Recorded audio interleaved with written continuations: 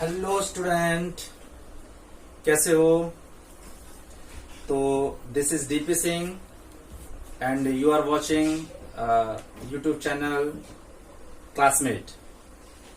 तो स्टूडेंट, जैसे कि बोर्ड पे देख रहे हो, आज हम लोग जो क्लास लेंगे वो chapter first relation and function.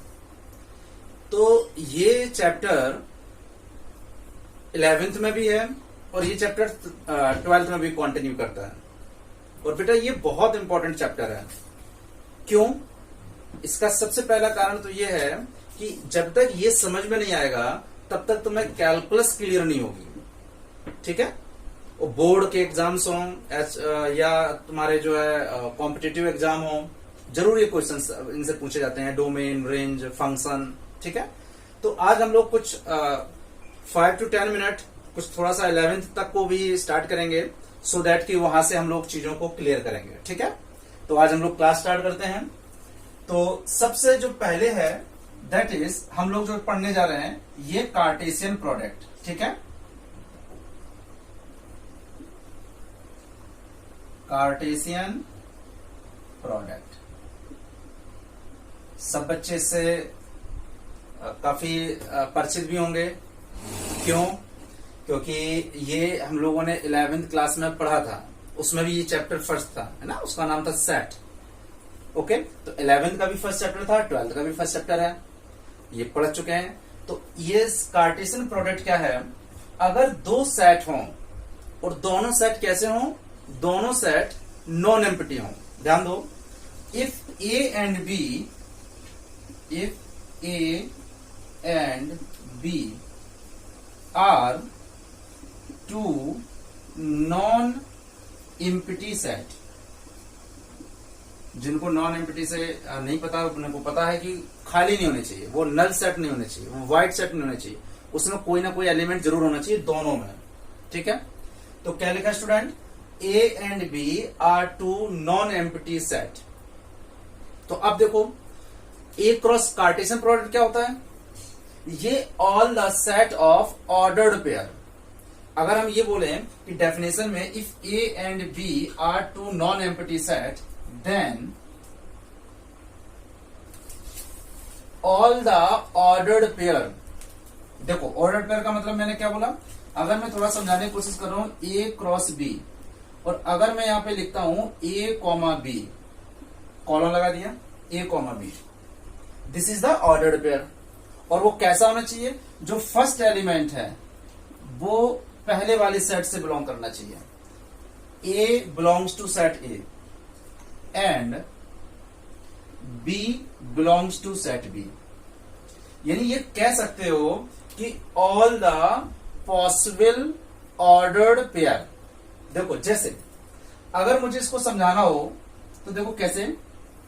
मान लो एक सेट ये ए होता और एक सेट ये बी होता। ओके, सबसे पहले अगर मैं यहां पे लेता 1, 2 और 3, 3 एलिमेंट होते सेट ए के, और अगर मैं इसको 2 एलिमेंट ले लेता, मान लो एक एलिमेंट ए है, एक एलिमेंट बी है, या ए बी हम ऑलरेडी ले चुके हैं, तो मैं यहां पे कोई भी ले लेता हूं। चलो, मैंने ले लिया 5 और 6।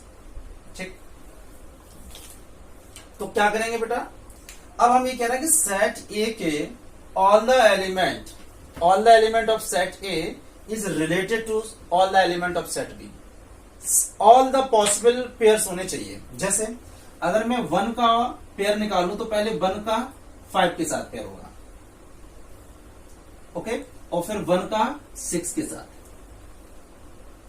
अब देखो, 1 का सबके साथ हो गया, तो मैं लिखने जा रहा हूं 1,5 और 1,6। ध्यान से लिखते जाना। अब देखो, 2 का पेयर 5 के साथ और 2 का पेयर 6 के साथ। तो देखो, 2 का पेयर 5 के साथ मैं लिख रहा हूं 2 का पेयर 5 के साथ, और 2 का पेयर 6 के साथ, 2 का पेयर 6 के साथ। अब देखो, अब 3 बचा, तो 3 का देखो, 3 का पेयर भी 5 के साथ और 3 का पेयर 6 के साथ। तो देखो, 3 का 5 के साथ, 3 का 6 के साथ, 3 का पेयर 5 के साथ और 3 का पेयर 6 के साथ, और इसको हमने कर्ली ब्रैकेट में कर दिया और यही हो गया ए क्रॉस बी। देखो अब आते हैं डेफिनेशन पे। देखो स्टूडेंट, अब क्या हो गया, मैंने अभी क्या बोला, A and B are the two non empty set such that या then whatever. A cross B का मतलब क्या हुआ, ये ए कॉमा बी के पेयर में होंगे। और ए कॉमा बी क्या है, ए यानी जो फर्स्ट एलिमेंट है वो फर्स्ट वाले सेट को बिलोंग करेगा, और जो दूसरा वाला एलिमेंट है यानी second element of the order pair ये बिलोंग करेगा सेकंड वाले सेट से। तो देखो अगर हम इसमें ध्यान दें तो देखो पहला एलिमेंट है 1 1 2 2 3 3 यानी 1 2 और 3, यानी ये किसको बिलोंग कर रहा है, सेट ए को। और अगर मैं इसमें कहूं जो सेकंड एलिमेंट है वो बी को बिलोंग कर रहा है, तो देखो सेकंड एलिमेंट क्या है स्टूडेंट, अगर हम इसमें देखें सेकंड एलिमेंट 5 6 5 6 5 रिपीट हो रहा, रिपीट का कोई मतलब नहीं है, तो यानी 5 6 बिलोंग कर रहा बी से। तो ये सबको पता था, यानी अगर मैं कार्टेशियन प्रोडक्ट की बात करूं तो कार्टेशियन प्रोडक्ट का मतलब है कि एक नॉन एम्प्टी सेट ए और दूसरा नॉन एम्प्टी सेट बी, और ए और बी के all possible ordered pair, all possible ordered pair, got it, मतलब कोई भी नहीं छूटना चाहिए। देखो इसमें हमने सभी एलिमेंट का पेयर इसके सभी एलिमेंट के साथ लिया है, ये ध्यान रखना है। ये मैं इस पे फोकस बार बार इसलिए कर रहा हूं क्योंकि अगर यहां पे तुम ज्यादा अच्छे से नहीं समझोगे तो फिर तुम्हें दिक्कत रिलेशन में आएगी, ठीक है बच्चों। और जब रिलेशन में, और फिर वही कंफ्यूजन दिमाग में बना रहेगा, क्योंकि ये थोड़ा सा कंफ्यूजिंग चैप्टर है, इसलिए बच्चों को कम थोड़ा सा समझ में आता है, ओके। और उसके बाद में क्या करते हैं, फंक्शन नहीं समझ में आएगा, क्योंकि थोड़ा सा चेंज है रिलेशन में एंड फंक्शन में, ठीक है। उसमें जब हम आएंगे तब ज्यादा बेटर समझ में आएगा। तो यहां पे कार्टेशियन प्रोडक्ट समझ में आ गया, यानी all the element of set A is paired with all the element of set B. All पे फोकस मैं कर रहा हूं, कोई भी एलिमेंट छूटा नहीं। देखो बन का इसके सारे एलिमेंट के साथ लिया, बन का 5 के साथ, बन के साथ, तो मेरे ख्याल से समझ में आ गया होगा, ओके। तो ये हमारा कार्टेशियन प्रोडक्ट हुआ। अब बात करते हैं, जब कार्टेशियन प्रोडक्ट है तो फिर रिलेशन क्या है, ओके। अब हम देखते हैं, अगर इसी में अगर मुझे रिलेशन को ध्यान में देखना कि व्हाट इज रिलेशन, कार्टेशियन समझ में आ गया। अब आते हैं रिलेशन के। तो देखो रिलेशन क्या है, रिलेशन पे भी हम यही सेम चीज बोलेंगे कि A and B are two non empty set such that. अब क्या है कि जो रिलेशन है वो ए क्रॉस बी का सबसेट होना चाहिए। देखो अगर मैं कहूं इसका कोई एक पार्ट, तो बहुत ज्यादा डिफरेंस नहीं है, बस डिफरेंस क्या है, अगर मैं रिलेशन की बात करूंगा तो relation is a subset of A cross B, यानी अगर ए क्रॉस बी का एक सबसेट, और सबसेट मुझे पता है कि सब 11 से पास करके आए हैं 12th में, तो सबसेट के बारे में सबको पता होगा, उसका एक पार्ट, उसका एक सेगमेंट, ठीक है। तो इसका मतलब क्या हुआ, ए क्रॉस बी का एक पार्ट ज्यादा है। अगर जैसा बात करते हैं यूनिवर्सल सेट, जब हम अभी पढ़ेंगे यूनिवर्सल रिलेशन टाइप में, तो ये इसके बराबर भी हो सकता है। तो इसका मतलब क्या हो गया, यही रिलेशन की डेफिनेशन है। तो देखो कोई अंतर नहीं, जब हम सारे पॉसिबल ऑर्डर पेयर लेंगे तो उसी को हम कार्टेशियन प्रोडक्ट बोलेंगे। यानी कार्टेशियन प्रोडक्ट में क्या हुआ, all the possible ordered pair. और अगर हम इसी को हम बोले रिलेशन, तो रिलेशन में हम क्या बोलेंगे बच्चों, relation is a part of, relation is a subset. एक हम आर्बिट्री बोलेंगे कि एक आर्बिट्री कोई से भी कोई भी कुछ ऑर्डर्ड पेयर का एक सेट, उसको हम बोलेंगे रिलेशन। तो पहले इसको कॉपी करते हैं, फिर हम लोग इसको रिलेशन के बारे में और इंफॉर्मेशन लेते हैं कि रिलेशन क्या है, ठीक है। थोड़ा डिटेल में पढ़ेंगे इसको, क्योंकि मेन चैप्टर है रिलेशन। अच्छा अगर मैं इसकी बात करूं डोमेन क्या है, और मैं इसकी बात करूं रेंज क्या है, चलो पहले यहाँ पे हम लोग डोमेन और रेंज और चीजों को देख लेते हैं। तो देखो, तो सबसे पहले हम लोग डोमेन और रेंज के बारे में देखते हैं। तो देखो अब हम डोमेन देखते हैं। तो देखो डोमेन क्या होता है, ऑर्डर्ड पेयर का जो फर्स्ट एलिमेंट है, first element of the ordered pair. देखो फंक्शन जब हम पढ़ेंगे तब थोड़ा सा चेंज हो जाएगा, अभी अगर हम देखना है मुझे तो हम ये कह सकते हैं कि ऑर्डर्ड पेयर का फर्स्ट एलिमेंट, उसको हम डोमेन बोलेंगे। यानी अगर डोमेन मुझे बोलना होता है इसमें, तो डोमेन क्या हो जाता, 1 2 2 3 3, यानी हमारा हो जाता 1 2 और 3, यानी ऑर्डर्ड पेयर का first element this is called the domain. Clear? अब हम बात करते हैं, अगर यहीं पे मुझे देखना हो रेंज, ये तो डोमेन हो गया। अगर हम बात करना हो मुझे इसको रेंज के बारे में, तो देखो रेंज क्या है, ऑर्डर्ड पेयर का जो सेकंड एलिमेंट है। सेकंड एलिमेंट मतलब अब हम ऑर्डर पेयर देखो 5 6 5 6, तो रिपीट हम करते नहीं है सेट में, ये हम 11 तो पढ़ चुके हैं, तो हमने केवल 5 और 6 ले लिया। यानी ऑर्डर्ड पेयर का जो फर्स्ट एलिमेंट होगा उसको हम डोमेन बोलेंगे, और ऑर्डर्ड पेयर का जो सेकंड एलिमेंट होगा उसको हम रेंज बोलेंगे। तो जो बोर्ड पे है केवल इसमें हमने 3 चीजें समझाई हैं। पहला कार्टेशियन प्रोडक्ट क्या है बच्चों, कार्टेशियन प्रोडक्ट, और सेकंड थिंग डोमेन और रेंज। ठीक है, तो बहुत सिंपल था, और सब लोग 11th में ये सब करके आए हैं, तो आई होप की समझ में आया भी होगा। ठीक है, चलो इसको पहले नोट करो, फिर देन हम लोग आज रिलेशन को स्टार्ट करते हैं कि रिलेशन क्या है। ठीक है, तो जल्दी से इसको नोट कर लो।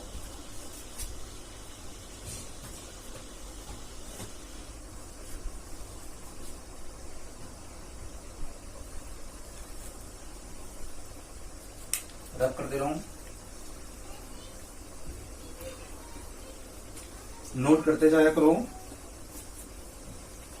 काफी इंटरेस्टिंग चैप्टर है ये।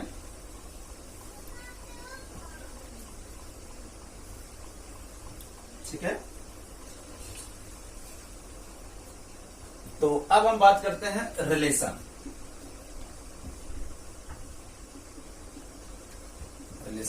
फिर इसके बाद हम लोग टाइप ऑफ रिलेशन। ठीक है, और रिलेशन के बाद जो टाइप ऑफ रिलेशन है यहीं से 12th का सिलेबस स्टार्ट होता है। ओके, तो हम लोग अब आते हैं रिलेशन। तो अगर हम इसकी डेफिनेशन पे जाएं तो हम रिलेशन को क्या बोलेंगे, A and B are the two set such that, लिखना स्टार्ट कर भी सकते हो, A and B are two set such that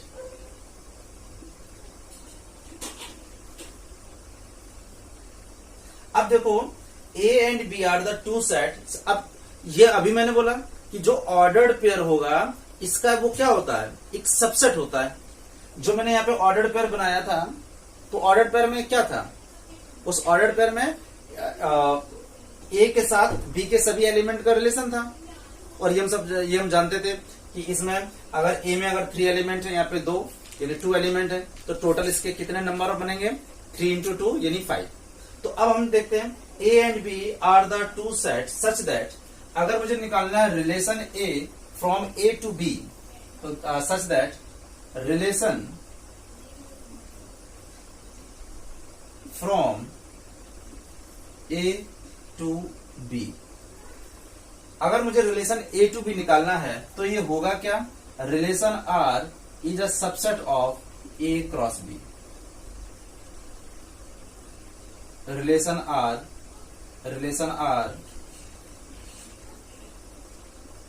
is a subset of A cross B. ठीक है, तो मैंने ये कार्टेशियन प्रोडक्ट में भी बताया था ये, तो इसको मैं दोबारा बता रहा हूं।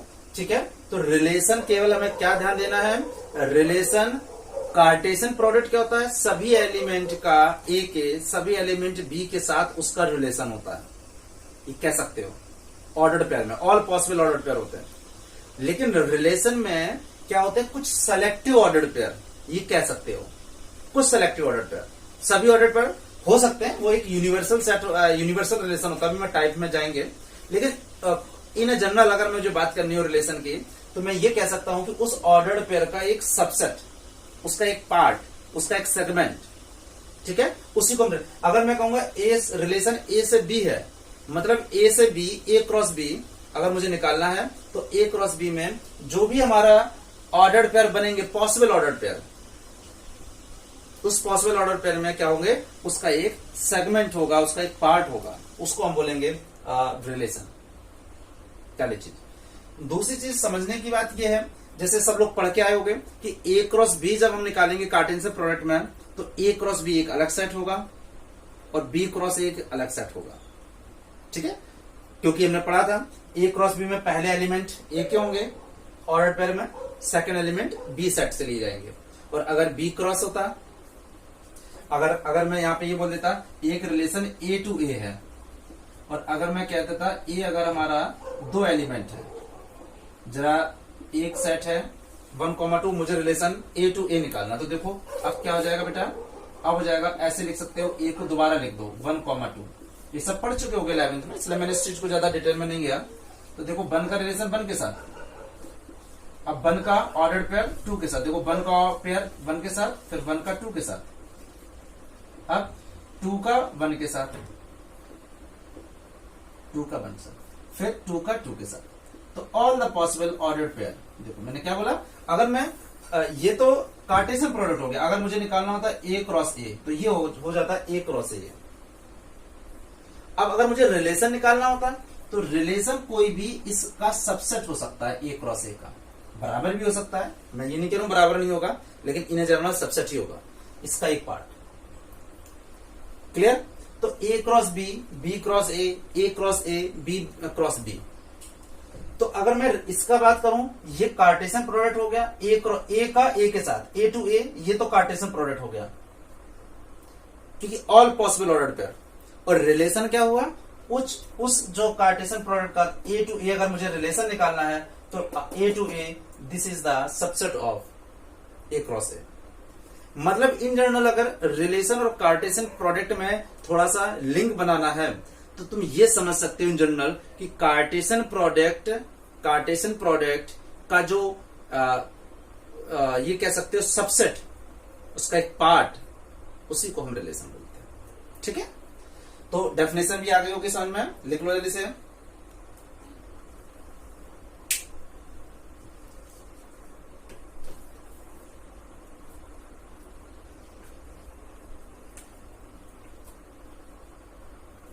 तो लिख लिया होगा आई थिंक। तो अब रिलेशन को मैं बार बार नहीं, देखो वही कार्टेशियन प्रोडक्ट की जो डेफिनेशन है उसी को मैं बस रिपीट कर रहा हूं यहाँ पे, A comma B such that A belongs to set A. पहला वाला अगर मैं बात करूं ए टू बी रिलेशन है, ए टू बी की बात कर रहा हूं, तो पहला वाला बिलोंग करेगा ए को, एंड दूसरा वाला एलिमेंट करेगा जो बिलोंग करेगा वो सेट बी को। ठीक है? तो यही होगा। अब मैंने यहाँ इक्वल नहीं लगाया, अगर मैं इक्वल लगा दूंगा तो ये कार्टेशियन प्रोडक्ट, तो सेम डेफिनेशन कार्टेशियन प्रोडक्ट में थी, उस सेम डेफिनेशन किसमें है, रिलेशन में है। तो कोई अगर देखो तो बहुत ज्यादा डिफरेंस नहीं है, सेम चीज है। ठीक है? इसका मतलब क्या हुआ, इसका मतलब हुआ कार्टेशियन प्रोडक्ट थोड़ा सा बड़ा स्पेस लेता है। क्यों बड़ा लेता है? क्योंकि इसके ए के सभी एलिमेंट का हम ऑर्डर पर बी के सभी एलिमेंट के साथ लेते हैं। लेकिन अगर उसी में से कुछ हम सेलेक्टिव ले लें, मैं ले लेता 1,1 और 2,1, तो इट मे बी ये रिलेशन हो जाता। ठीक है? तो मेरे ख्याल से डेफिनेशन भी सेम है, जैसे बस यहाँ पे इक्वल था, तो कार्टेशियन प्रोडक्ट की डेफिनेशन और रिलेशन की डेफिनेशन में कोई बहुत बड़ा डिफरेंस नहीं है। ठीक है? सेम चीज थी। तो इसको भी नोट कर लो, जो कार्टेशियन प्रोडक्ट का स्मॉल पार्ट होगा उसी को हम रिलेशन बोलेंगे। क्लियर? तो इन जनरल क्या हुआ, रिलेशन की डेफिनेशन को रटना नहीं है, कोई एग्जाम में रिलेशन की डेफिनेशन नहीं आती है कि व्हाट इज रिलेशन, ऐसा कुछ नहीं आने वाला है। ठीक है? कॉन्सेप्ट ध्यान देना है। तो रिलेशन और कार्टेशियन प्रोडक्ट इन जनरल एक ही है। अगर तुम ये कह सकते हो कि relation R is R subset of A cross B. ठीक है? तो रिलेशन और सबसेट एक हो जाएंगे। तो देखो डेफिनेशन से भी क्लियर होगा। ठीक है? तो इसको नोट कर लो और आई थिंक समझ में आया ही होगा। ठीक है? तो कुछ हम एक आध क्वेश्चन करेंगे, देन इसके बाद में हम टाइप ऑफ रिलेशन, ये 11th में था। अब इसके बाद जो टाइप ऑफ रिलेशन होता है, ये 12th का जो स्टार्टिंग है एनसीईआरटी अगर देखोगे तो वहां से टाइप ऑफ रिलेशन पहला टॉपिक है। तो इसको नोट कर लो। कुछ हम 1-2 क्वेश्चन करते हैं, बोर्ड के आए वो क्वेश्चन। ठीक है?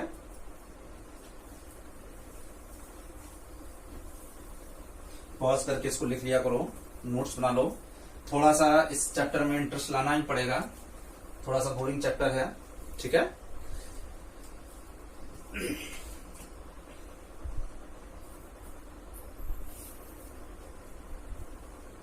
एक क्वेश्चन लेते हैं।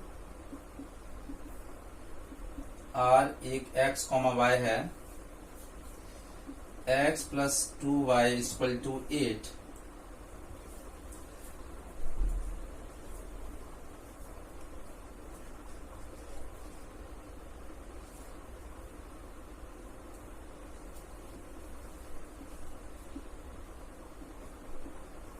Is a relation on N, N का मतलब नेचुरल नंबर, फाइंड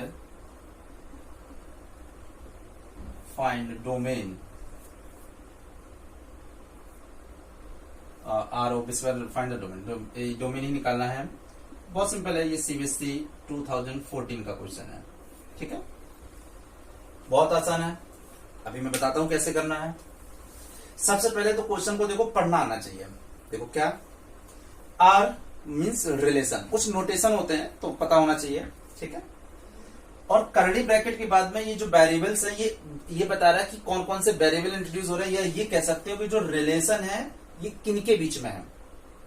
यानी ये कह सकते हो कि जब हम रिलेशन का ऑर्डर्ड पेयर निकालेंगे तो जो फर्स्ट एलिमेंट होगा ऑर्डर्ड पेयर का वो एक्स होगा, और जो सेकंड एलिमेंट होगा वो क्या होगा, वो वाई होगा। मतलब हमें ऐसे नहीं ले लेना कि पहला कुछ ले लें और ऑर्डर्ड पेयर में दूसरा कुछ ले लेना। रिलेशन क्या कह रहा है कि ऑर्डर्ड पेयर जब हम बनाएंगे तो फर्स्ट वाला एलिमेंट फ्रॉम एक्स, मैंने बोला था ना डेफिनेशन को याद करो, ए कॉमा बी में A belongs to A and B belongs to B, यानी ए कैपिटल ए से सेट से लिया जा रहा है और जो स्मॉल बी है कैपिटल बी से। अभी ऊपर लिखा होगा तो उसमें चेक कर सकते हो। और ये बता रहा है कि रिलेशन क्या है, this is a relation on N, ठीक है। हमें इसका डोमेन बताना। अब इसमें रिलेशन ऑन एन में ये भी लिखा हुआ है कि रिलेशन एन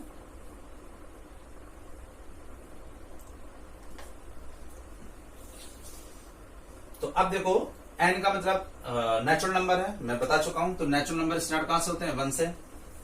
तो अब हमें ऑर्डर्ड पेयर निकालना है। देखो ये हमारा रियल रिलेशन होता है, ध्यान दो। तो पहले में ऑर्डर्ड पेयर निकालना पड़ेगा। मैं एक थोड़ा सा रफली बता रहा हूं, देखो कैसे। अगर x plus 2y equal to 8, यही तो रिलेशन है उन x y के बीच में। ये जो बताता है कॉलम के बाद में, ये बताता है कि x y के बीच में रिलेशन क्या है, ओके। तो देखो हमने पहले x को 1 लिया, x स्टार्ट फ्रॉम 1। तो देखो 2y क्या हुआ 8, यहां से 2y आ जाएगा 7, तो y यहां से क्या आ जाएगा 7/2। तो हमें रिलेशन लेना था x, y। तो y ये नेचुरल नंबर नहीं है, इसका मतलब इसको मुझे छोड़ देना है, मुझे ये नहीं लेना है। यानी x1 हमारे लिए सही नहीं है क्योंकि y नेचुरल नंबर नहीं आ रहा, ठीक है। तो ये बेकार हो गया। अब बात करते हैं x को 2 ले लेते हैं। तो जब हम x को 2 लेते हैं तो देखो 2y इक्वल टू 8, तो यहां से देखो 2y equal to 6, y equal to क्या हो गया 3। तो ये बिल्कुल सही है। x को 2 लिया, y को 3, दोनों नेचुरल नंबर। यानी ऑर्डर्ड पेयर हमें एक में, जब हम रिलेशन निकाल रहे हैं तो 1 में नहीं मिल रहा था, लेकिन यहाँ पे मुझे मिल गया, ठीक है। अब देखो अगर हम 3 लेते हैं तो 8 - 3 नहीं मिलेगा, क्लियर, ओके। तो अब हम क्या करते हैं, 3 पे नहीं मिलेगा, ऑब्वियस सी बात है, चेक भी कर सकते हैं। तो 4 पे देखते हैं। जब x को 4 लिया तो देखो यहाँ पे 2y equal to 8, 2y equal to 4 और y इक्वल टू बेटा क्या हो गया 2। तो देखो x को 4 रखा तो y को 2 मिला, तो x को 4 रखा y को 2 मिला। एक हमारा ये ऑर्डर पेयर है। देखो x अगर हम 5 लेंगे तो नहीं, नेचुरल नंबर नहीं आएगा। अगर x 5 लेंगे तो 8 - 5 3 हो जाएगा और 3/2 हो जाएगा, तो 5 पे नहीं। अब हम जरा 6 को चेक कर लेते हैं। x को 6 लेते हैं तो देख के पता चल रहा 8 - 6 से 2 हो जाएगा, नहीं y की वैल्यू 1 आ जाएगी। x 6 देखो, x मैं पहले लिख रहा हूं और y पहले, देखो उसने बोला है x को पहले लिखना है और y को बाद में। जो x आप पुट कर रहे हो उसको पहले लेना है। तो 6 के साथ 1 आ रहा, और इट इज ऑब्वियस कि 7 होगा नहीं। अगर हम 7 यहाँ ले लेंगे तो 1/2 आ जाएगा, और 8 अगर ले लेंगे तो 0 y होगा नहीं। देखो 7 में तो इट इज ऑब्वियस कि 7 जब हम x को रखेंगे तो y हाफ आ रहा। देखो 8 में 7 गया 1, तो हाफ। और जरा अब हम 8 ले लेते हैं। 8 अगर हम लेते हैं तो देखो 2y equal to 8, 2y equal to 0, तो y 0। और 0 भी नेचुरल नंबर नहीं होता है, इसका मतलब 8 रखने पर 0 आ रहा है, बट ये नेचुरल नंबर है। रिलेशन वो कह रहा है कि n to n है, x भी नेचुरल नंबर है, y भी नेचुरल नंबर है। तो इससे क्या हुआ 8, 0 हमने नहीं लिया। यानी रिलेशन हमारा जो आंसर आया वो रिलेशन क्या है 2, 3, 4, 2, 6, 1, ये रिलेशन है। अब उसने बोला था डोमेन, तो अभी मैंने बताया था डोमेन क्या हुआ बच्चों। डोमेन का मतलब है first element of the ordered pair. तो 2, 4 और 6 जो भी फर्स्ट एलिमेंट होगा, 2 पहला एलिमेंट देखो 2, दूसरा एलिमेंट 4 और फिर 6, this is the R domain 246, ये हमारा डोमेन हुआ ऑर्डर्ड पेयर का फर्स्ट एलिमेंट। ये देख लो सीबीएसई 2014 का क्वेश्चन है, काफी सिंपल था। तो समझने की बात केवल ये थी कि आर मतलब रिलेशन, और ये बताता है कि किनके बीच में रिलेशन है, वो ऐसे कौन से वेरिएबल्स हैं जिसके आगे रिलेशन को डिफाइन किया गया है। ठीक है, तो वो ये रिलेशन दिया गया है। ये बताता है कि एग्जैक्टली रिलेशन क्या है। ये जो रिलेशन, तो ये तो बता रहा कि किन क्वांटिटी के बीच में रिलेशन है, एक्स और वाई। और क्या बता रहा, ये बता रहा है कि जब हम ऑर्डर पेयर बनाएंगे तो पहले जब कॉमा के पहले यानी फर्स्ट एलिमेंट को that is X and the second element that is Y. तो ऐसे अपने मन से नहीं करना है कि कहीं से एक्स उठाना है, कहीं वाई उठाना है, कहीं भी रख दो। मतलब ऐसा नहीं कि 3,2 जो भी मना है, एक्स मैंने पुट किया और वाई को मैंने कैलकुलेट किया। ठीक है, ऐसा नहीं, तो वाई को भी पुट कर सकते हो पहले, लेकिन फिर वाई की जगह पे रखना है।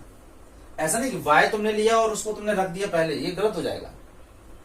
वाई अगर तुम्हें यहाँ पे पहले वाई लेना और उससे एक्स निकालना है, तो फिर वाई को पहले जो लोगे उसको यहाँ पे रखोगे, देन एक्स निकालोगे उसको यहाँ रखोगे। यानी तुम्हें पेयर में, ये तो क्वेश्चन कह रहा है, तो करना ऐसे ही है, एक्स को पहले वाई को बाद में। Got it?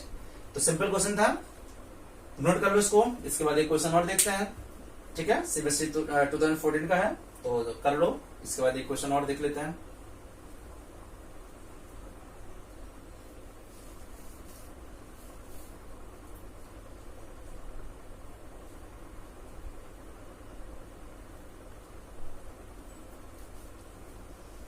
ठीक है, अब ये रिलेशन में अभी तक क्वेश्चन कोई ज्यादा अच्छे नहीं बनते हैं, ऐसे क्वेश्चन तुमने 11th क्लास में काफी किए होंगे।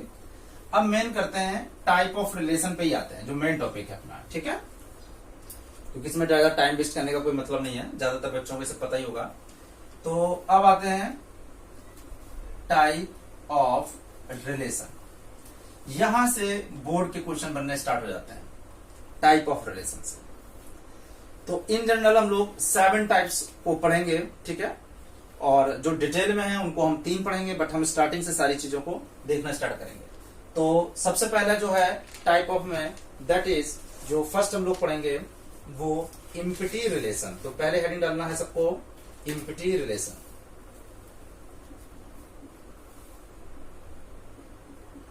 इम्पिटी रिलेशन नाम से पता चल रहा है, या वाइड। इसके बारे में देखो, नाम से तो सबको पता चल रहा होगा, तुमने 11th में सेट पढ़ा होगा, इम्पिटी सेट या नल सेट। क्या होता था बताओ? उसमें तुम ये पढ़ते थे कि ऐसे सेट जिसमें एक भी एलिमेंट ना हो, खाली, जिसको तुम ऐसे डिनोट करते थे, या तो 5 से डिनोट करते थे, या उसको ऐसे खाली जगह छोड़ देते थे कर्ली ब्रैकेट में। इसी को हम बोलते थे इम्पिटी सेट। ठीक है, डिनोट हम ऐसे करते थे। अब यहां पे हम लोग रिलेशन की बात कर रहे हैं, तो इट इज ऑब्वियस, तो रिलेशन भी सेम चीज है। कैसे?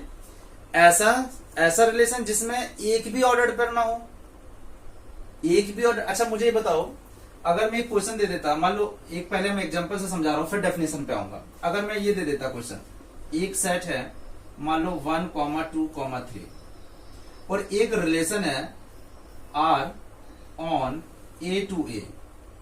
ओके, चलो अगर ए टू ए नहीं ले रहे हो तो दूसरा एक बी सेट ले लो, बी को ले लो, मान लो चलो मैंने ले लिया 5, 6, ए टू बी ले लो। Relation R on A to B, A से बी के बीच में रिलेशन है, ध्यान से देखना। अब मैं डिफाइन कर रहा हूं रिलेशन को, डिफाइन कर रहा हूं मैं A comma B such that, पता ही है कि A belongs to A and B belongs to A B. ठीक है, और मुझे ये बताना है a minus B equal to 50, ये रिलेशन है। ठीक है, और मैं चलो यहाँ पे बता ही देता हूं कि a हमें a से लेना है, एंड जो b है b हमें b से लेना है। अब मैं ये कह दे रहा हूं कि a कॉमा b के बीच में ऐसा रिलेशन है कि a और b का जो डिफरेंस है वो 50 है। डिफरेंस क्या है? 50। चलो मैं 50 ना लेके 15 भी ले रहा हूं, उससे काम चल जाएगा। ए और बी का रिलेशन 15 है। तो मुझे बताओ जरा, ऑर्डर्ड पेयर बनाना स्टार्ट करो। ए 1 का रिलेशन 5, अगर 1 का रिलेशन 5 के साथ अगर निकालते तो ए माइनस बी, 1 माइनस 5 माइनस का 4 आता, 1 माइनस एक्स माइनस का 5 आता, 2 माइनस 5 कभी भी क्या 15 आ रहा है। इसका मतलब क्या हुआ, ये स्टार्ट होने से पहले ही खत्म हो गया। क्या हुआ, वाइड, खाली, एम्प्टी, एक भी ऑर्डर्ड पेयर नहीं आया। ऐसा रिलेशन, देखो मैं बार बार कह रहा हूं कि रटना नहीं है, रटोगे इस चैप्टर को तो समझ में नहीं आएगा। ऐसा रिलेशन जिसमें एक भी ऑर्डर्ड पेयर एग्जिस्ट ही ना करे, यानी वो खाली रिलेशन हो, उसमें कोई ऑर्डर्ड पेयर नहीं आया, देखो आया नहीं, क्योंकि रिलेशन क्या कह रहा है, ए बी का जो डिफरेंस है वो 15 होना चाहिए। कोई भी एलिमेंट ए से ले लो, कोई भी बी का ले लो, 15 आएगा ही नहीं। इट मीन्स, इसका मतलब बच्चों क्या हुआ, ये खाली है, इसमें कोई ऑर्डर्ड पेयर नहीं है, यही मतलब है। क्या करना है डेफिनेशन पढ़ के, समझ में आ गया कि नहीं आ गया। एम्प्टी से रिलेशन अगर मुझे बोलना है तो मैं बोल लूंगा ऐसा relation A to B such that no ordered pair is exist. Definition clear हो गई, गॉट इट। बट अगर डेफिनेशन लिखनी है तो मैं लिख दे रहा हूं, पहले इस क्वेश्चन को एग्जाम्पल के थ्रू समझ सकते हो। पहले इसको एग्जाम्पल, ओके, एग्जाम्पल कर लो, देन उसके बाद में हम लोग डेफिनेशन पे जाते हैं, ठीक है। तो पहले एग्जाम्पल कर लो, अब आते हैं इसकी डेफिनेशन पे। तो डेफिनेशन अपने से बना लो। अब जैसे एक भी ऑर्डर्ड पेयर जब एग्जिस्ट नहीं करेगा तो देखो क्या लिखें। तो अगर हम लेते हैं कि एक relation from A to B, ठीक है, इज एम्प्टी, तो अगर मुझे इसकी डेफिनेशन लिखनी हो तो क्या लिखेंगे, a relation from A to B, a relation from A to B, और वो रिलेशन कैसा हो, एम्प्टी हो, नाम से पता चल रहा, खाली, वाइड मतलब खाली, कोई भी ऑर्डर पेयर ना हो, या हम इसको बोल सकते हैं कि ये एम्प्टी है, या हम इसको बोल सकते हैं फाई है। तो बहुत सिंपल है। तो नाम से पता चल रहा था एम्प्टी रिलेशन मतलब ऐसा जिसमें एक भी ए और बी का ऑर्डर्ड पेयर ना हो, उसको हम बोलेंगे एम्प्टी रिलेशन। तो a relation from A to B, और वो रिलेशन कैसा हो, और एक भी उसमें ऑर्डर्ड पेयर ना हो, उसको हम बोलेंगे कि ये एम्प्टी या वाइड रिलेशन है, ठीक है। तो काफी सिंपल है। अब हम इसके दूसरे पे आते हैं, ठीक है। तो सेकेंड टाइप है यूनिवर्सल रिलेशन, ठीक है। तो सेकेंड आते हैं बेटा यूनिवर्सल रिलेशन, नोट कर लेना।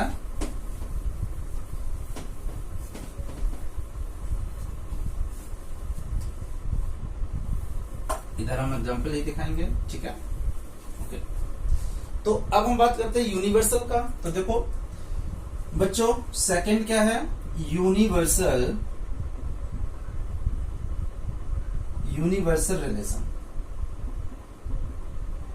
अब इसकी अगर डेफिनेशन देखनी है, यूनिवर्सल मतलब अगर ये जो रिलेशन आर है सारे पॉसिबल ऑर्डर्ड पेयर को ले ले, it contain all the ordered, जो भी पॉसिबल ऑर्डर्ड हैं सबको अगर कंटेन कर ले, मतलब अगर रिलेशन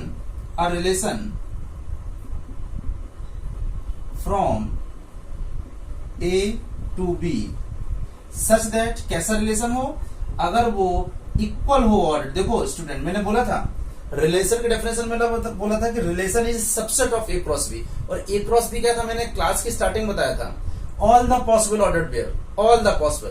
तो जब हमारा रिलेशन कार्टेशियन प्रोडक्ट के बराबर हो जाए, इसका मतलब क्या हुआ, सारे पॉसिबल ऑर्डर्ड पेयर, जैसे अगर हमारे यहाँ पे एग्जांपल से हम लोग सीखते हैं इस चीज को, अगर हमारे दो सेट होते ए और एक सेट होता बी, तो अगर हम इसका अगर मैं ऐसा रिलेशन निकालूं, ऐसा रिलेशन कि सारे पॉसिबल ऑर्डर पेयर, जैसे 1 का अगर हम 5 के साथ लें, फिर 1 का हम 6 के साथ, फिर 2 का पेयर 5 के साथ, और 2 का पेयर 6 के साथ, 3 का पेयर 5 के साथ, और 3 का पेयर 6 के साथ। तो अब इसमें क्या होगा स्टूडेंट, देखो बच्चों, अब इसमें सारे पॉसिबल ऑर्डर पेयर हो गए। अगर मैं इसका कार्टेशियन प्रोडक्ट निकालता वो भी यही होता। तो जब कार्टेशियन प्रोडक्ट और हमारा रिलेशन सारे, अगर यानी ये जो रिलेशन है सारे पॉसिबल ऑर्डर पेयर को कंटेन कर रहा है, तो देखो यहाँ इक्वल है, सबसेट नहीं लगा है।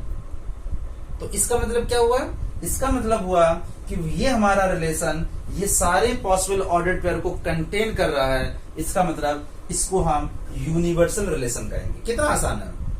एम्प्टी में एक भी रिलेशन नहीं, और यूनिवर्सल में all the possible ordered pair. तो नाम से ही समझ में आ रहा हो, एम्प्टी मतलब नो ऑर्डर्ड पेयर, यूनिवर्सल मतलब सभी ऑर्डर्ड पेयर, जस्ट उसका अपोजिट। क्लियर? तो समझ में आ रहा होगा। तो लिखते भी जाओ, बहुत आसान था। यानी ये जब क्रॉस प्रोडक्ट के इक्वल हो जाए ऐसा रिलेशन, और क्रॉस प्रोडक्ट क्या होता है, सभी पॉसिबल ऑर्डर्ड पेयर को लेता है अपने साथ, उसको हम बोलते हैं यूनिवर्सल रिलेशन। तो पॉज करके लिखते जाओ, बहुत आसान है। ठीक है, इसके बाद हम लोग थर्ड चलते हैं, इसको जल्दी से पॉज करके लिखते भी जाओ डेफिनेशन के थ्रू। ओके,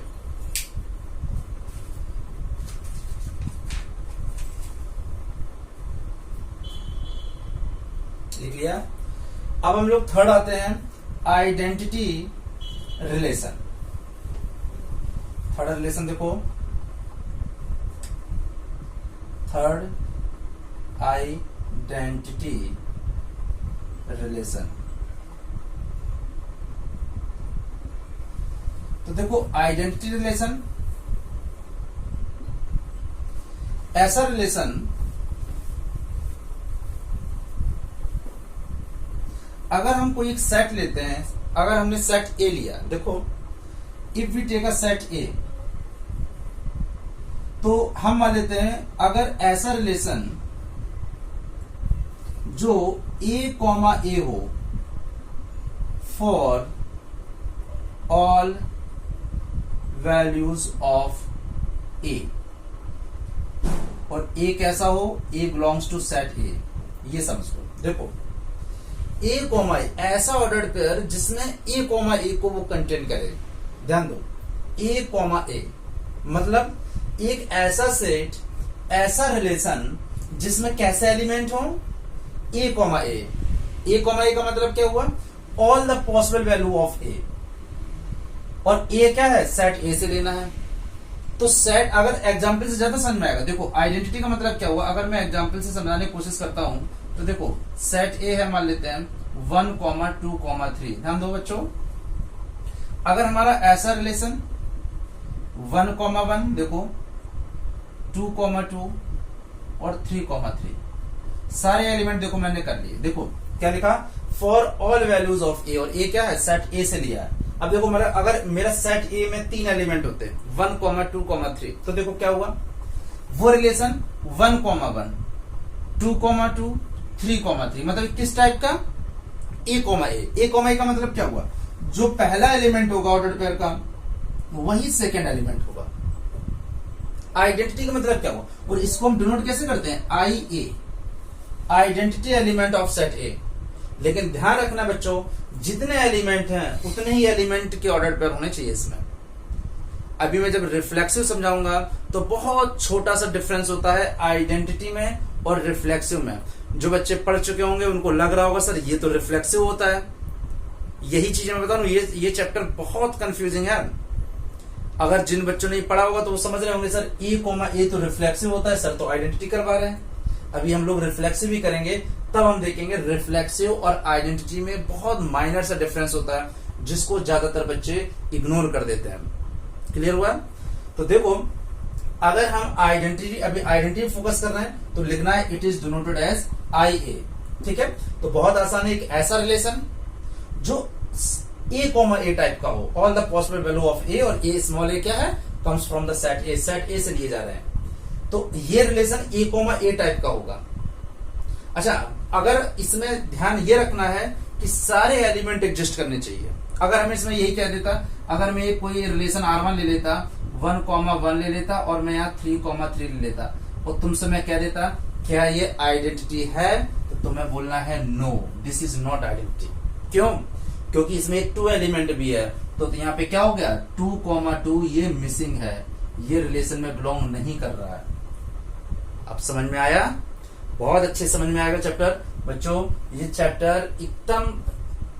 चैप्टर जो होता है जनरली स्टूडेंट क्या करते हैं, बड़ा रफली पढ़ते हैं। अभी मैं बताऊंगा, ज्यादातर ये क्लास में जब तुम पढ़ोगे इन चीजों को तो इतना जो छोटी छोटी चीजों में फोकस नहीं करेंगे टीचर्स। रीजन क्या होता है, बच्चा भी इसको थोड़ा रफली पढ़ने की कोशिश करता है, थोड़ा सा बोरिंग सा है चैप्टर ये। तो अब ध्यान क्या रखना है, अभी मैं इसलिए आइडेंटिटी ज्यादा समझा रहा हूं क्योंकि जब रिफ्लेक्सिव पढ़ेंगे तो तुम इसमें जो डिफरेंस है वो बना पाओगे। ठीक है, तो इसमें क्या ध्यान देना है, इसमें सारे एलिमेंट मैंने क्या लिखा है, ऑल पॉसिबल वैल्यू ऑफ ए। अब देखो ये रिलेशन था 1,1 3,3, लेकिन 2,2 इसमें मिसिंग है, इसलिए ये R1 जो रिलेशन है वो हमारा ये रिलेशन क्या है, ये आइडेंटिटी नहीं है, it is not identity relation. तो मेरे ख्याल से समझ में आ गया होगा आइडेंटिटी में। ठीक है, हमें आइडेंटिटी में क्या लिखना है, ऑल पॉसिबल वैल्यू यानी of all possible values of A, ये जो रिलेशन होना चाहिए ए कॉमा ए। अगर 1 है तो 1,1, 2 है तो 2,2, 3 है तो 3,3। ओके, जितने भी एलिमेंट अगर यहाँ पे 4 होता तो 4,4, 5 होता तो 5,5। ठीक है, ओके, तो लिखते जाओ आइडेंटिटी रिलेशन में। ठीक है, कोई एलिमेंट इसमें मिसिंग नहीं होना चाहिए, अगर वो सेट ए में जो भी एलिमेंट है उस सेट ए के एलिमेंट में रहना चाहिए। ठीक है, लिख लो जल्दी से।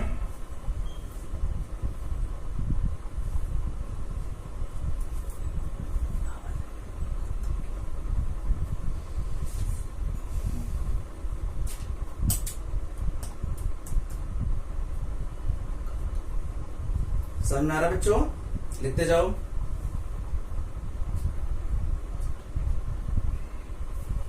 ओके, इसके बाद में अब हम लोग लिखते हैं रिफ्लेक्सिव रिलेशन। ठीक है, तो अगर मैं इसमें एक एग्जांपल अगर और ले लूं तो बड़ा आसान है। अगर जैसे मैं एक ले लेता हूं R2, तो 1,1 है और 1 यहाँ पे मान लो हम ले लेते हैं 2,2 और 3,3, और अगर मैं ले लेता हूं 1,2, 1 का और रिलेशन 2 के साथ, अब भी ये नहीं होगा।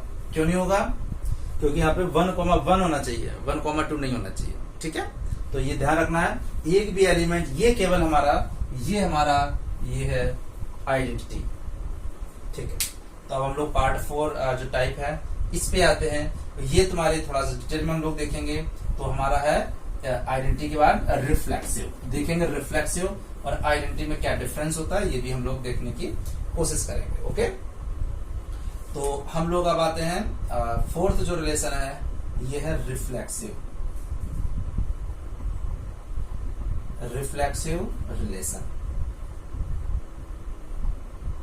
ओके, तो रिफ्लेक्सिव में क्या है स्टूडेंट, ऐसा relation R A comma A, okay, और ए कॉमा ए कैसा, ये मुझे पता है कि ये रिलेशन ए कॉमा ए है और ए भी हमारे सेट ए में होने चाहिए। तो अब बहुत से बच्चे तो ये कह रहे हैं कि ए हमारा होना कहां चाहिए, जो हमारा सेट ए है वहां से हमें ए लेना है। तो अब बहुत से बच्चे समझ रहे होंगे सर ये तो हमने आइडेंटिटी में भी लिखवाया था। तो इसमें क्या है कि इसमें एक्स अगर हम लेते हैं तो 1,1, 2,2 और 3,3 ये रिफ्लेक्सिव है। देखो ए कॉमा ए यानी ए कॉमा ए टाइप को वो बिलोंग करना चाहिए, यानी अगर 1 है तो 1,1 वो रिलेशन को बिलोंग करना चाहिए। 2,2 ऑल वैल्यू, अगर यहाँ पे 3 वैल्यूज है एक सेट ए में तो 1,1, 2,2, 3,3। तो क्वेश्चन ये आया, ये तो सर आइडेंटिटी में भी तो था, लेकिन डिफरेंस क्या है। अगर हम देखें एक रिलेशन का और हम एग्जांपल लेते हैं R1, तो देखो 1,1, 2,2, 3,3 और हो जाता 1,3, 2,3। अब ये आइडेंटिटी रिलेशन नहीं है, क्यों, क्योंकि यहाँ पे 1,3 है, यहाँ पे 2,3 है, लेकिन ये अब हम रिफ्लेक्सिव कह सकते हैं। तो रिफ्लेक्सिव में क्या हुआ, रिफ्लेक्सिव में कुछ एक्स्ट्रा एलिमेंट या एक्स्ट्रा पेयर भी हो सकते हैं। देखो आइडेंटिटी अगर मैं इसको बोलूं तो ये आइडेंटिटी भी है एज वेल एज ये रिफ्लेक्सिव भी है, कोई दिक्कत नहीं है। लेकिन अगर मैं इसको बोलूं तो ये आइडेंटिटी भी है। देखो 1,1 मिल रहा है, 2,2 मिल रहा है, इसमें 3,3 इसमें बिलोंग कर रहा है। लेकिन अगर कुछ ऑर्डर्ड पेयर अगर बिलोंग नहीं भी कर रहे हैं, कुछ एक्स्ट्रा हैं, कुछ एक्स्ट्रा पेयर हैं, तब भी ये रिफ्लेक्सिव होगा। यही बेसिक डिफरेंस है। बच्चे लोग समझ नहीं पाते हैं कि इसका मतलब क्या हुआ, all the identity relation is reflexive. All the लिख सकते हो स्टार बना के, all the identity relation is reflexive but all the reflexive relation is not identity relation. देखो अब ये रिफ्लेक्सिव है लेकिन अब ये आइडेंटिटी नहीं है क्योंकि ये a, वाले नहीं है। देखो 1 पे 3 आ रहा है, 1,3 है, 2,3 है, लेकिन मेरे रिलेशन के लिए क्या होना चाहिए था a, तो मतलब क्या हुआ, बॉटम ऑफ द लाइन समझने की क्या है, समझने वाली बात केवल इतनी है, रिफ्लेक्सिव में एक्स्ट्रा एलिमेंट भी हो सकते हैं, ये चीज समझने वाली बात है। तो यहां स्टार बना के लिख सकती हो। लेकिन अगर मैं कोई दूसरा रिलेशन लू R2, तो अगर मैं ले लेता 1,1, 3,3 और 1,3 और 2,3 और मैं कहता है ये क्या रिफ्लेक्सिव है, ये रिफ्लेक्सिव नहीं है। क्यों? देखो लिखा है for all value of A, और वैल्यू ऑफ ए। अब देखो 1,1 बिल्कुल सही है, 1 है तो 1,1 है इसमें, 2 है तो 2,2 इसमें नहीं है, 2,2 इसमें मिसिंग है, यानी 2,2 does not belongs to R2, ये R2 में ये नहीं है। देखो एक्स्ट्रा एलिमेंट हो या एक्स्ट्रा एलिमेंट नहीं हो वो एक अलग चीज है, एक्स्ट्रा एलिमेंट में रिफ्लेक्सिव को कोई ऑब्जेक्शन नहीं है, हो तो अच्छी बात है, नहीं है तो, लेकिन इस सेट के सारे एलिमेंट होने चाहिए a, तो देखो 1,1 है, 3,3 है, 2,2 नहीं है, तो इसका मतलब ये रिफ्लेक्सिव नहीं है। लेकिन ये रिफ्लेक्सिव है क्योंकि इसमें 1,1 भी है, 2,2 भी है, 3,3 है और एक्स्ट्रा एलिमेंट है, तब भी हमें चलेगा, कोई प्रॉब्लम नहीं है। तो this is the basic difference between identity and reflexive relation. अगर हम रफली इसको देखते हैं तो बच्चों को ये दोनों रिलेशन एक जैसे ही लगते हैं, लेकिन ओवरऑल ये एक जैसे रिलेशन नहीं होते हैं।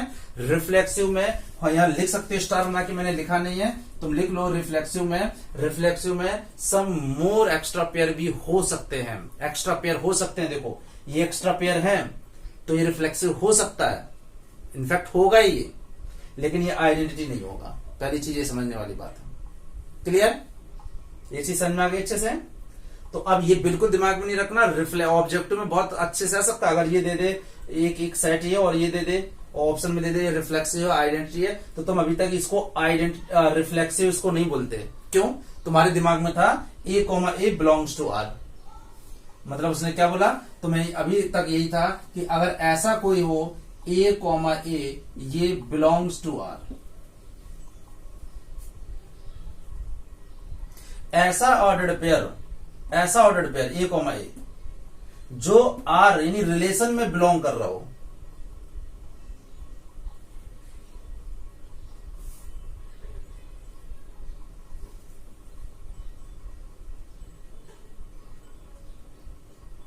ठीक है। तो यहाँ पे a, बिलोंग्स टू R है, मैंने स्टार्टिंग में R बिलोंग्स टू a, दिया था, तो वो नहीं है, ये सही है। यानी ऐसे रिलेशन जिसमें a, बिलोंग्स टू R होने चाहिए, ठीक है। जो मैंने स्टार्टिंग में लिख दिया था बेटा R बिलोंग्स टू a, ये नहीं, ठीक है, ये this is the right, a, belongs to R, ठीक है। तो ये समझ लेना रिफ्लेक्सिव के लिए,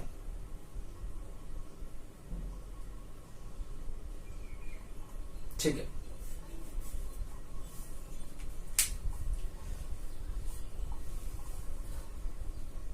तो रिफ्लेक्सिव समझ में आ गया, A for all value of a, belongs to R, इसको करेक्ट कर लेना जो मैंने लिखा हुआ है R बिलोंग्स टू, ठीक है। तो रिफ्लेक्सिव समझ में आ गया सबको। अब बात करते हैं सिमेट्रिक रिलेशन, ठीक है।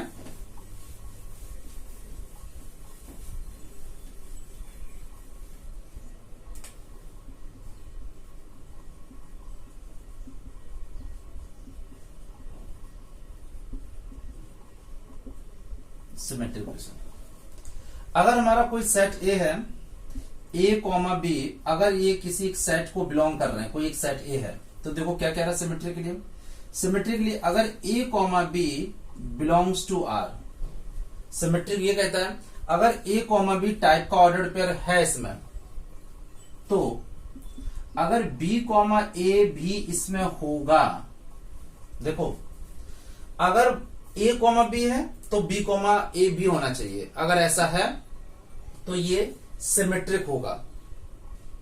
देखो कैसे, सिमेट्री की कंडीशन क्या है, अगर a, b belongs to R तो b, a भी होना चाहिए, देखो एग्जाम्पल समझते हैं। देखो अगर हम कोई एक सेट ले लेते हैं 1 2 और 3, ध्यान से देखो, अगर कोई एलिमेंट है 1 2, ओके, 1 3, 2 2, 2 1 और 3 1।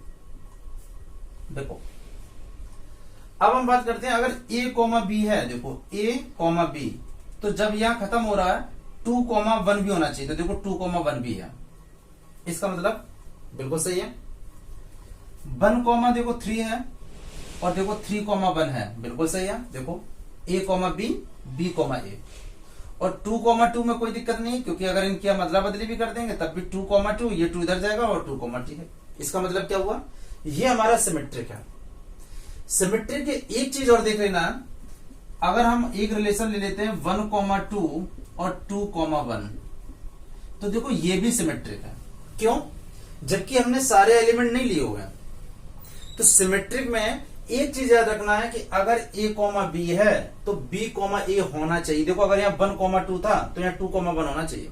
सारे एलिमेंट लेना कोई कंपलसरी नहीं है। It is not necessary to use all the element. तो यहां लिख सकते हो, यहां पे लिख सकते हो, इट इज नॉट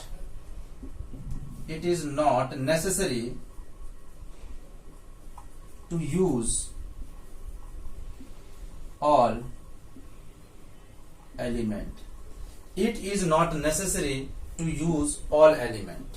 देखो अगर जैसे मैं कहूं कोई एक रिलेशन मैंने लिया, मैंने 1 2 लिया, 1 3 लिया, 1 1 ले लिया, 2 2 ले लिया और 3 1 ले लिया, या 2 1 ले लिया। देखो अब देखो a b है, यहां पे देखो a b, तो देखो b a, बिल्कुल सही है, गुड। देखो 1 3 है, लेकिन इसमें 3 1 नहीं है। देखो 1 3 है बट 3 1 ये रिलेशन R2 में नहीं है। देखो मैंने क्या बोला, अगर 1 3 है तो 3 1 भी होना चाहिए। 1 2 है तो 2 1 भी होना चाहिए उस ऑर्डर्ड पेयर में। अगर a b है तो b a होना चाहिए। अगर ऐसा नहीं हो रहा है तो वो फिर देखो, अगर यहां 1 3 था, देखो यहां 1 3 था तो यहां पे भी 3 1 है, यहां 1 2 था तो यहां 2 1 है। अगर ऐसा हो रहा है तो कोई दिक्कत नहीं। इसका मतलब क्या हुआ, ये हमारा रिफ्लेक्सिव नहीं है। क्यों रिफ्लेक्सिव नहीं है? क्योंकि यहाँ पे 1 2 है तो कोई दिक्कत नहीं, 2 1 है। यहाँ 1 3 है लेकिन यहाँ 3 1 है। इसका मतलब क्या हुआ, a b तो है बट b a नहीं है। इसका मतलब वो रिफ्लेक्सिव नहीं होगा। और ये भी कंडीशन याद रखना है बच्चों को, इसके बारे में थोड़ा ज्यादा इंफॉर्मेशन नहीं रहती है कि इसमें कोई कंपलसरी नहीं है कि अगर हम इसमें सभी एलिमेंट्स को यूज करें, ये कोई जरूरत नहीं है। इसलिए मैंने लिखा है it is not necessary to use all the element. कोई जरूरी नहीं है। अगर मैं यहां 4 5 6 ले लेता तब भी ये हमारा रिफ्लेक्सिव होता और ये रिफ्लेक्सिव नहीं होता, सॉरी सिमेट्रिक होता और ये सिमेट्रिक नहीं होता। तो सिमेट्री के लिए जरूरी नहीं है कि हम सारे एलिमेंट जो सेट में दिए उन सबको हम यूज करें, ये कोई जरूरी नहीं है। ध्यान क्या रखना है, अगर जो ऑर्डर्ड पेयर आ रहा है, अगर आ रहा है a b आ रहा है तो उसमें b a होना चाहिए, बस ये ध्यान रखना है। और अगर ऐसा नहीं हो रहा है तो फिर वो सिमेट्रिक नहीं होगा। ठीक है, तो सिमेट्रिक में क्या है, इसका मतलब दो चीजें थी। अगर हम अभी हमने रिफ्लेक्सिव पढ़ा तो रिफ्लेक्सिव में क्या था, a बिलोंग्स टू r, ये रिफ्लेक्सिव की कंडीशन थी। ये किसकी कंडीशन थी बेटा, रिफ्लेक्सिव की। और सिमेट्रिक के लिए क्या हो गई, a b अगर बिलोंग्स टू r तो that should be b a, that should be belongs to r। अगर ऐसा हो रहा है तो ये कंडीशन किसकी हो गई, ये सिमेट्रिक की हो गई। देखो ध्यान समझते जाना।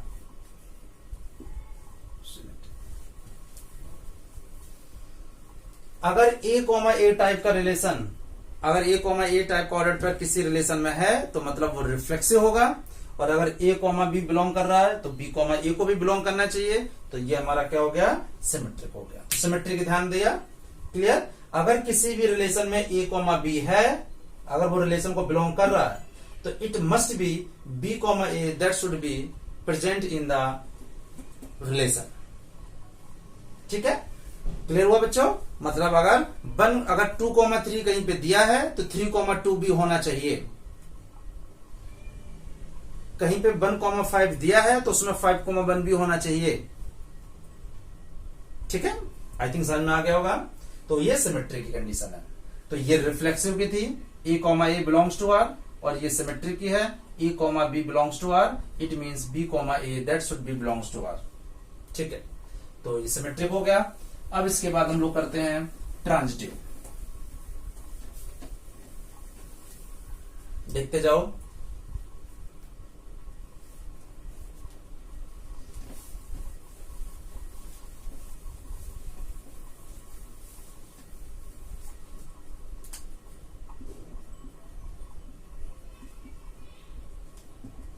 ट्रांजिटिव रिलेशन,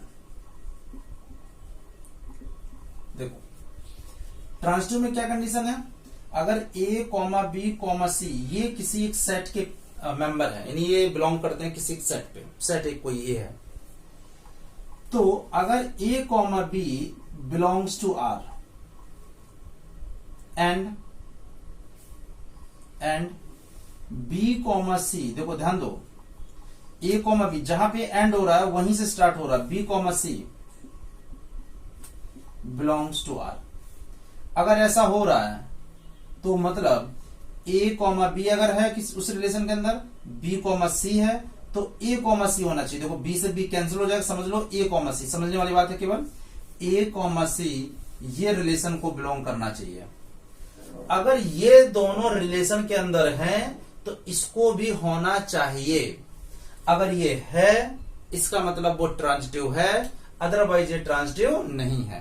क्लियर हुआ? देखो कैसे, अगर हम वही एक सेट लेते हैं, एक सेट ए 1 2 3, ठीक है, ध्यान दो, हमने आर ले लिया, मान लो 1,2 2,3 और 1,3।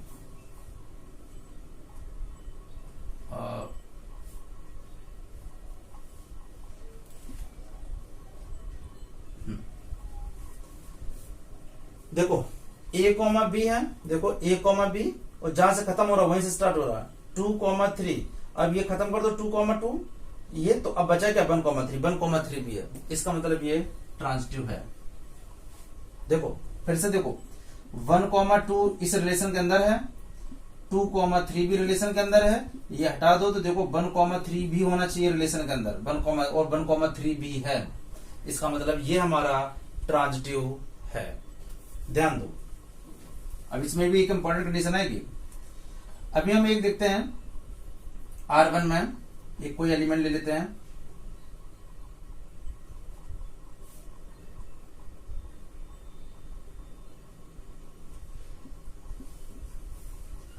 बस इसमें एक कंडीशन और ध्यान देनी है कि अगर वो भी कंडीशन देख लो, अगर ए कॉमा बी बिलोंग कर रहा है, देखो ए कॉमा बी अगर रिलेशन को बिलोंग कर रहा है तो, और बी कॉमा सी रिलेशन में है ही नहीं, ध्यान दो, मतलब ए कॉमा बी भी होना चाहिए और जो बी से स्टार्ट हो रहा वो ही नहीं है, तब भी ये रिलेशन ट्रांजिटिव होगा। देखो कैसे, अगर मैं यहां पे R1 लिख लेता, मान लो 1,2 मैंने लिया, ओके, अब 2 से स्टार्ट होने वाला कोई एलिमेंट नहीं है, और मैं यहां कह दूं 1,2 और मैंने कह दिया 1,3। देखो अब ये देखना 1,2 2 से स्टार्ट होने वाला कोई है ही नहीं, अब 1,3 3 से भी स्टार्ट होने वाला कोई नहीं है, इसका मतलब क्या हुआ, ये हमारा ट्रांजिटिव है। ये बच्चे ध्यान नहीं समझ पाते हैं, ट्रांजिटिव की 2 कंडीशन होती हैं। देखो ट्रांजिटिव के लिए ये भी कंडीशन होती है, मैं जो स्टार वाली चीजें बता रहा हूं वो ज्यादा इंपॉर्टेंट है, ये ज्यादातर फोकस कर लेते बच्चे की ए कॉमा बी रिलेशन में है, B comma C belongs to relation, तो ए कॉमा सी होना चाहिए, तो है ही कंडीशन में, इसमें कोई बड़ी बात नहीं है। इंपॉर्टेंट चीज क्या है, अगर ए कॉमा बी रिलेशन में है और बी कॉमा सी प्रेजेंट नहीं है, यानी ये वाला नहीं है, जब ये ही नहीं है तो ये तो पॉसिबल ही नहीं है। जैसे अगर मैं तुमसे कह देता एक R2 है और रिलेशन में मैं कह देता 2,3, अब बताओ 2,3 A, B, अब 3 से स्टार्ट होने वाला ही नहीं है कोई, इसका मतलब ये ट्रांजिटिव है, कोई दिक्कत नहीं है। तो ट्रांजिटिव के लिए क्या कंडीशन है, ये दोनों कंडीशन उसको सेटिस्फाई होनी चाहिए। अगर A, B रिलेशन में था, B, C है, तो डेफिनेटली A, C होना चाहिए। देखो दोनों है, अगर A, B है और B, है, और अगर 1,3 नहीं होता तो फिर ये ट्रांजिटिव नहीं होता, ध्यान दो। तब अगर ये दोनों है तो फिर ये होना ही चाहिए। बात समझ में आ रही है, क्लियर हुआ, ठीक है, ओके। तो इसको कॉपी कर लो जल्दी से।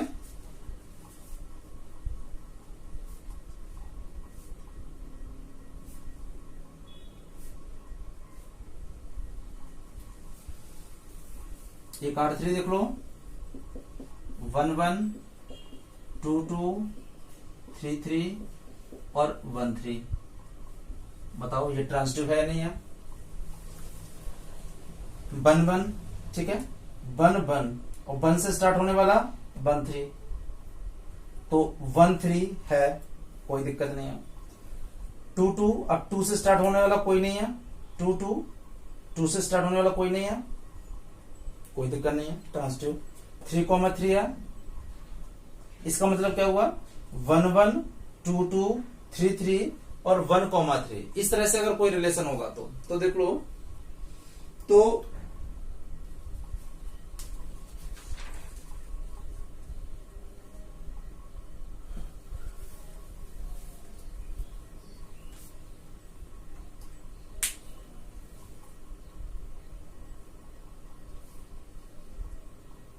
यानी इस तरह से दो कंडीशन हो गई। एक कंडीशन क्या हुई, एक कंडीशन हुई कि अगर 2 पेयर हैं तो फिर ये होना चाहिए, अगर ये 2 पेयर हैं तो ये होना चाहिए, और अगर ये 2 पेयर नहीं है, दूसरा वाला ही यहां पे नहीं है, तो फिर ये ट्रांजिटिव होगा।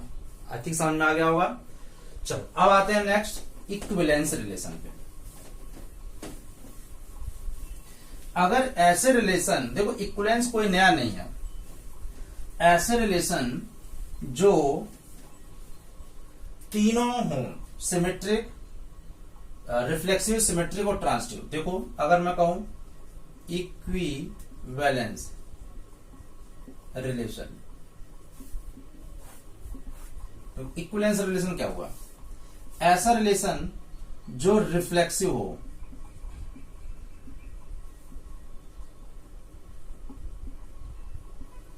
रिफ्लेक्सिव का मतलब क्या था, A, टाइप का रिलेशन उस में होना चाहिए। A, belongs to R।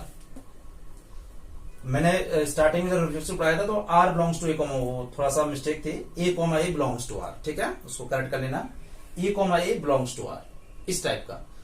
और इसमें मैंने क्या बताया था कि कुछ एक्स्ट्रा भी पेयर हो सकते हैं, लेकिन ये तो होने ही चाहिए, ठीक है, for all value of small a। दूसरा क्या था, दूसरा सिमेट्रिक रिलेशन। सिमेट्रिक में क्या था, अगर A, B रिलेशन में है, इसका मतलब क्या हुआ बच्चों, B, A रिलेशन में होना चाहिए। मैंने बताया था डिटेल में, अगर 2, 3 उसके अंदर है तो 3, 2 भी होना चाहिए। 1, 2 है तो 2, 1 भी होना चाहिए, ये समझ लेना। तो सिमेट्री की कंडीशन थी।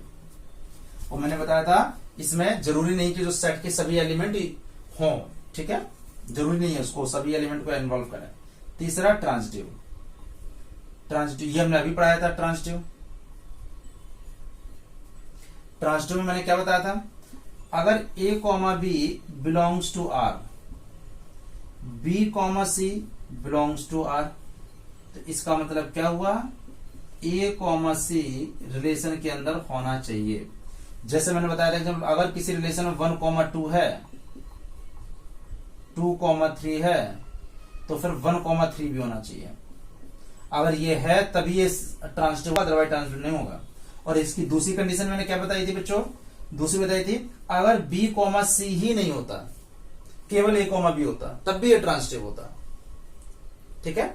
मान लो अगर A, B belongs to R और B, C यानी A, B तो है बट B, C यही नहीं है, तो फिर एस जब ये है ही नहीं तो एसी का कोई सवाल ही नहीं पैदा होता है, तब भी ये ट्रांजिटिव होगा, तब भी ट्रांजिटिव होगा।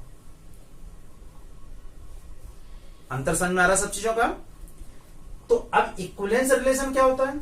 ऐसा रिलेशन जो तीनों को सेटिस्फाई करे, मतलब ऐसा रिलेशन जो रिफ्लेक्सिव भी हो, जो सिमेट्रिक भी हो, जो ट्रांजिटिव भी हो, जो तीनों रिलेशन हो, यानी रिफ्लेक्सिव भी हो, सिमेट्रिक भी हो, ट्रांजिटिव भी हो, ऐसा रिलेशन इक्विवेलेंस कहलाता है। इक्विवेलेंस का मतलब जो तीनों हो रिलेशन, ठीक है? तो इसको जल्दी से कॉपी करो, इसको हम इक्विवेलेंस रिलेशन कहते हैं, ठीक है?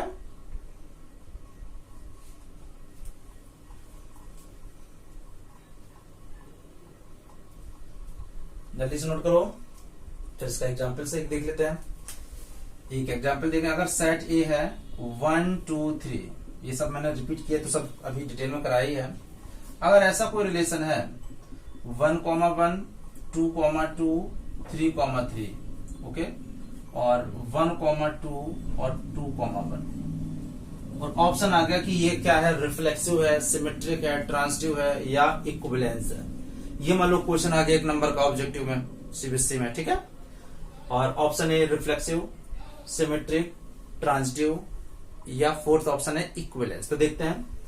देखो ये 1 1 2 2 3 3 है, तो ये रिफ्लेक्सिव है। मैंने बोला था रिफ्लेक्सिव में कि एक्स्ट्रा हो सकते हैं, आइडेंटिटी नहीं है। आइडेंटिटी मैंने बोला था कि एक्स्ट्रा नहीं होते, आइडेंटिटी में केवल सभी एलिमेंट 1 1 2 2 और 3 3, उसके अलावा कुछ नहीं होना चाहिए।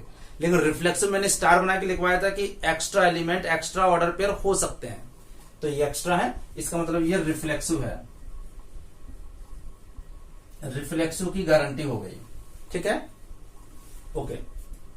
दूसरा देखो, अगर सिमेट्रिक में क्या था, अगर 1 2 है, अगर ये है तो 2 1 भी होना चाहिए, कोई दिक्कत नहीं।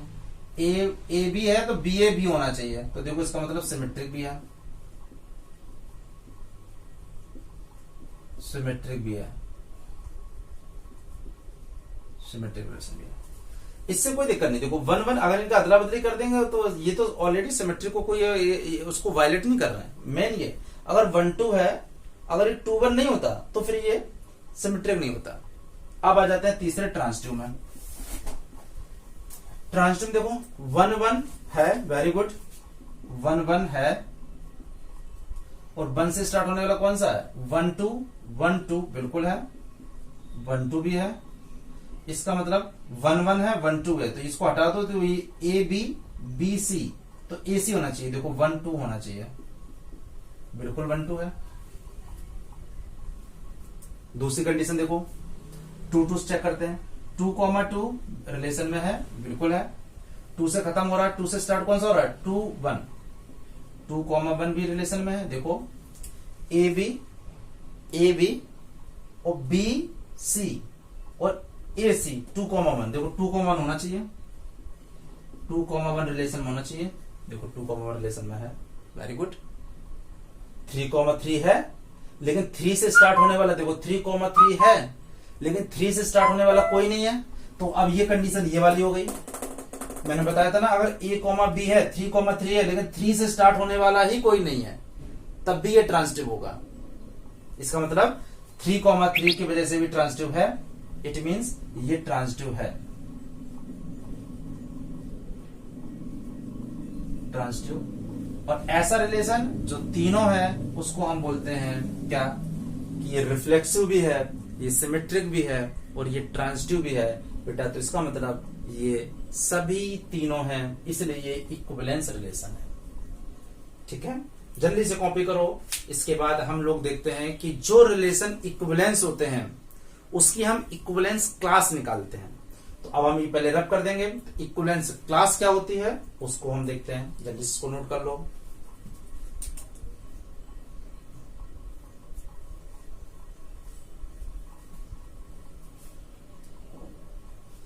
तो अब लिखते हैं इक्विवेलेंस, ऐसे रिलेशन जो तीनों हों, ठीक है? ये एप्लीकेबल तभी होता है, तो समझ में आ गया ये चीज, तो उसको हम बोलते हैं इक्विवेलेंस क्लास। तो देख लेते हैं इक्विवेलेंस क्लास क्या है, ओके?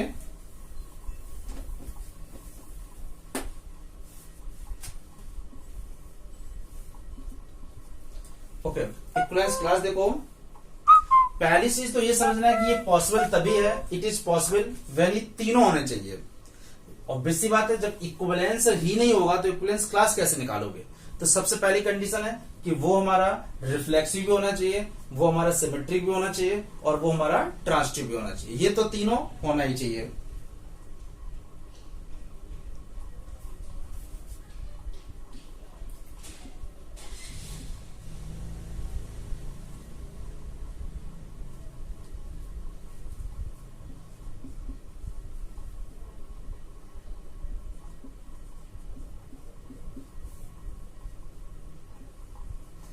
तो देखो क्या है इक्विवेलेंस क्लास, इसको हम बिग ब्रैकेट से डिनोट करते हैं इक्विवेलेंस क्लास को ऐसे, ठीक है।